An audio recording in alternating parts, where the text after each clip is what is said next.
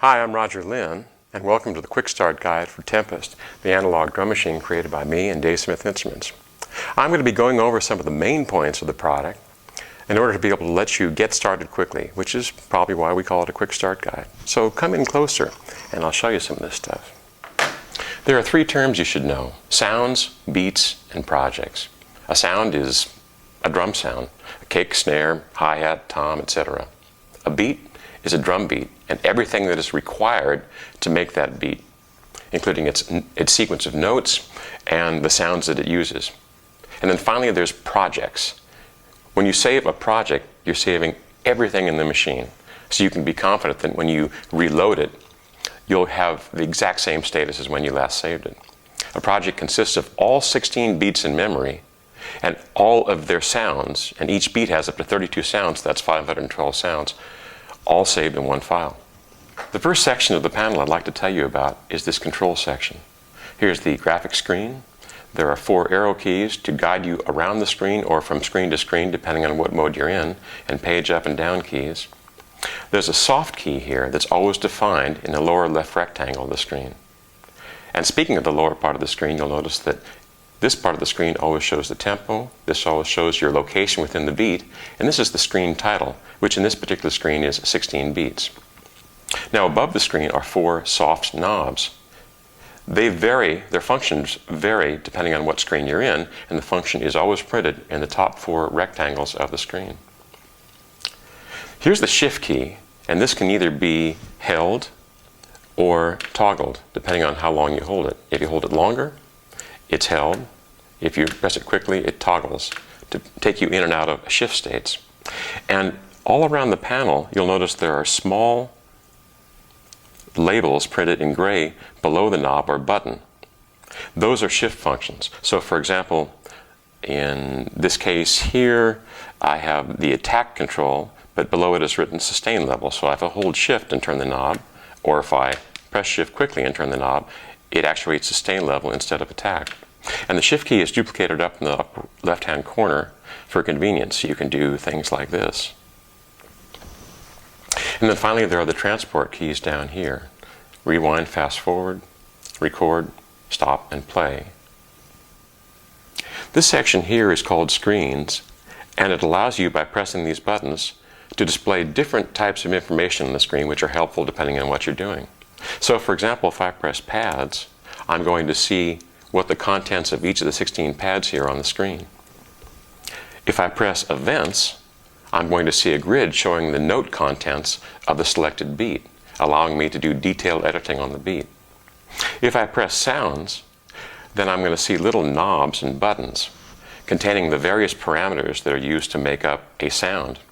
Now you do have these knobs and buttons up here in the sounds section, but they comprise only a small part of the total number of parameters that are used to be able to shape your sound. And if you use these cursor keys while in the sounds mode, you can switch between different screens to be able to see the different parameters to make up that sound. There's about 18 different screens of parameters, so there's quite a lot there in addition to these knobs that are up here. The next thing is, if you press sounds and pads together, you'll see the mixer, where you see a little 2x8 matrix showing the volumes and the pans of each of the pads. And in other modes you can see other parameters like mute and solo and delay send, delay on and off, etc. Also there's this button here called playlist, and that has to do with being able to construct a list of beats and play them in automatic sequence, but we won't go through that in this video. This section is called pad function, and it's very important. It allows you to select 6 different functions for the 16 touch-sensitive pads. So for example, if I select 16 beats, then the 16 beats that are held in memory are selected from the 16 pads.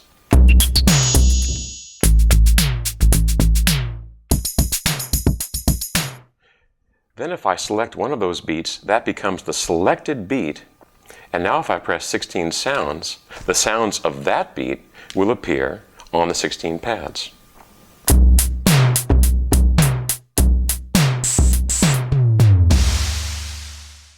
Next is 16 mutes, and what this does is to use the 16 pads as on-off switches or mutes for all the sounds playing in the selected beat. So if I play this now, I can turn different notes on and off. I'll first turn off the kick and snare for this beat.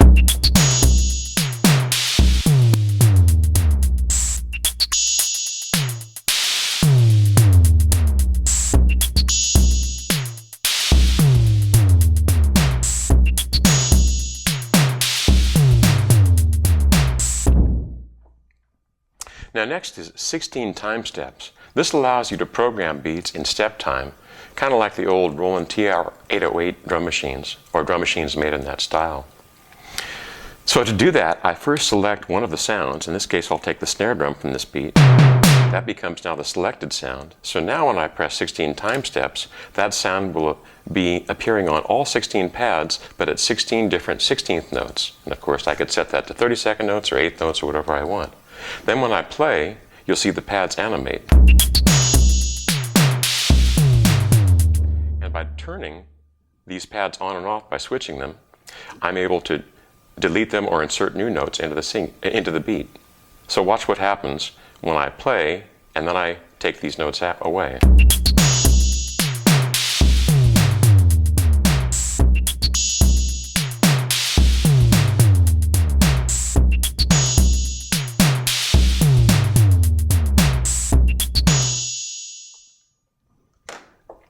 Now the next mode is 16 tunings selected by pressing these two upper buttons together. Now in this case, that snare drum sound is still selected, and now it plays on all 16 pads at 16 tunings. Now of course this is more useful if you have things like a bass guitar sound or another tune sound. And you can tune the pads to a number of scales: major, minor, melodic minor, harmonic minor, diminished, pentatonic, etc. And it will appear on all the pads. And this is very good for recording in pitched notes. And the last mode is 16 volumes. That selected sound, the snare sound, will now appear on all 16 pads, but at 16 fixed volumes. This is very handy, particularly if you're not so adept at playing the touch-sensitive pads. It allows you to do dynamics. For example, if I wanted to play a paradiddle, I could just use two different fixed volumes.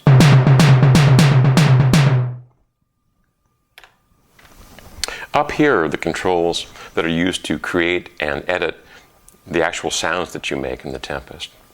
So if I want to adjust one of the sounds that's existing, I can select that sound pad, and then the sound knobs and controls will always work on the last pressed pad. And by the way, these are only a few of the parameters that you use to control your sound. If you're in the sounds screen mode, you'll be able to see a variety of different screens. I think there's 18 screens, so there's quite a few parameters to be able to go into great detail in shaping your sound. So the sections are oscillators, low pass filter, high pass filter, amp, and then modulation sources are envelopes, LFO 1 and 2, and mod pass. Now for the oscillators, for each voice you have 4 oscillators, 2 analog oscillators and 2 digital oscillators. And the digital oscillators have in excess of 400 samples to choose from to act as sources instead of the analog oscillators. So for example, if I wanted to tune my snare drum, let's select the tone of the snare drum.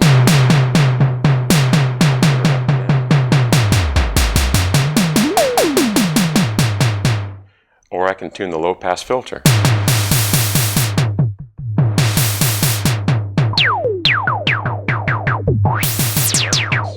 Or the high pass filter. These controls, audio mod and feedback, are very, very useful too for creating an even wider variety of sounds. Feedback loop I like a lot. It allows you to have a feedback loop around the VCA high pass and low pass filters, which creates some very unusual sounds. Now here you've got your envelopes. There are actually 5 different envelopes per voice. One for the pitch of the oscillators, one for the low pass filter, one for the amp, or VCA as it's often called, and 2 auxiliary envelopes. So you can do quite a lot with that. And this AD mode button here allows you to force your envelope generators to only use their attack and decay phases. Very, very useful for drums. You've got 2 low frequency oscillators here, and then this little button here is mod pass. This is very, very cool. In addition to all the modulation routings that exist in the machine, this gives you 8 additional modulation routings that are able to connect almost any modulation source to almost any modulation destination and vary the amount. Again, adding to the great complexity and richness of these wonderful voices. And then finally you have the mixer section here. As with the sound controls, they always operate on the last pad you press, sound pad you press. So you can press a pad, change the mix level, the pan, delay, send, mute, solo, delay on and off, etc. I'd like to demonstrate creating a beat for you. Now there's two main ways to create a beat. One way is in step programming using the 16 time steps key and the event screen. However, I prefer to record beats in real time because I find it faster. It really depends on your preference. So what I'm going to do is set my record quantization to 16th notes. Notice that I have the pads screen showing. Now, one thing to remember is when you start out programming a beat, your beat always has its own sounds. So a good way to start off is to load in a beat from one of the ones that are supplied and then just erase the notes. So for example, if you load in a beat, you could then just hold erase and press the pad, and that will erase all the notes from the beat. And that's what I have here, an empty beat, but with the sounds that I like. So I'm going to turn the click on, enable record, press play, and record my beat.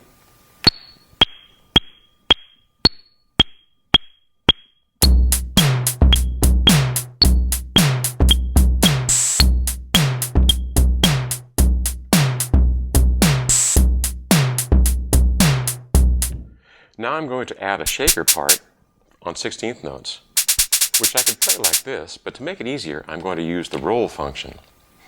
And this is like what I used to call note repeat in the MPC series. And what this does is allow you to create automatic repeated notes at the quantize setting. So I'm going to practice it first.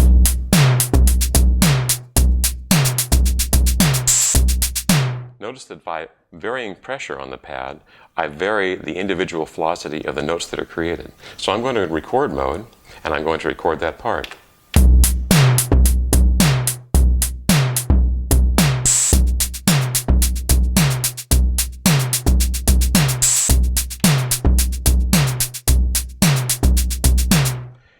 Now that's very straight time 16th notes. And I'm going to add a little swing to that. I'm going to adjust the swing control, which in the pad screen is soft knob number 2. And you'll notice in the screen that it goes from 50% up to 75%. 50% means no swing, and that means for each pair of 16th notes, they have equal timing. As I set it closer to swing, for example at 66%, that means that it delays the second 16th note, as you would in playing swing notes. So notice as I play, I'll be gradually turning that up and changing the feel.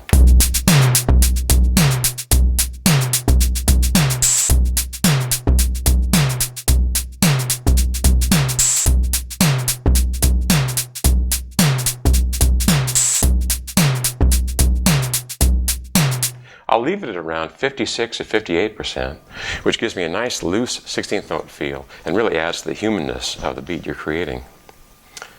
So what I'm going to do now is turn that shaker off and set my quantize to 16th note, and I'm going to add a little hi-hat embellishment with 32nd notes. I'll practice it first with the roll key on.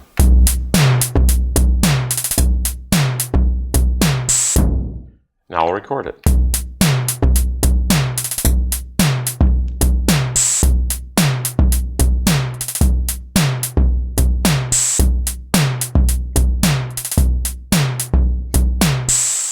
And if I don't like anything I've recorded there, for example, if I turn the shaker back on, if I want to get rid of it entirely, I just hold erase and press the shaker, and it's gone.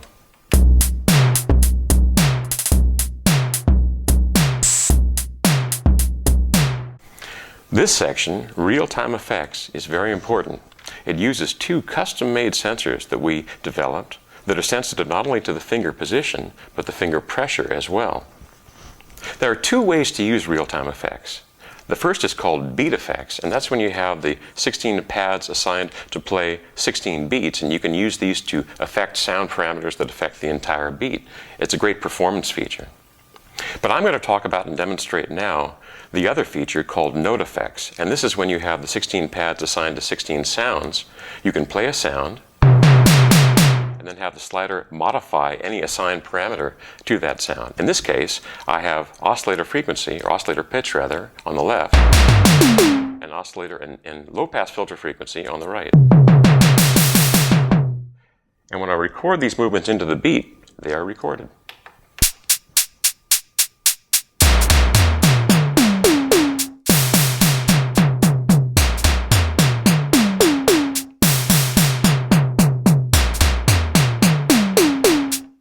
Which is a very, very powerful feature. And also, each of these sliders has an alternate assignment. So in effect, you have the equivalent of 4 of these sliders, and you can switch between them. And if you want, you can latch them on so that they work when you're not holding them down. And then playback allows you to use the sliders to modify the playback of existing parts in the beat, and then re-record those changes back into the beat. Very, very powerful indeed. One of the things that I find most exciting about playing with Tempest is its live performance abilities. We really tried to make something that can do a variety of different manipulations of sounds and beats in real time without ever stopping. And that's very, very exciting. So I'm going to show you just a few of those things right now. I'm going to select 16 beats mode and then go between beats. And you'll notice they always transition at the end of the beat, which I can change using the beat quantize feature to change at the end of the bar, at the end of half notes, end of quarter notes, etc. I'm also going to demonstrate the roll feature, which when you're in beat mode, 16 beats mode, acts as a stutter and allows you to stutter parts of a beat very, very quickly. Then there's analog distortion stereo, analog compression in stereo. And when you're playing beats also, all the sound controls now work on the entire beat, actually affecting all 32 sounds at once in a very unique way. And then finally, there's a feature called pad hold that allows you to hold a pad and have the beat play, but when you take your finger off, the beat stops. So I'll be demonstrating all that together. First of all, let's hear the different beats arranged in real time.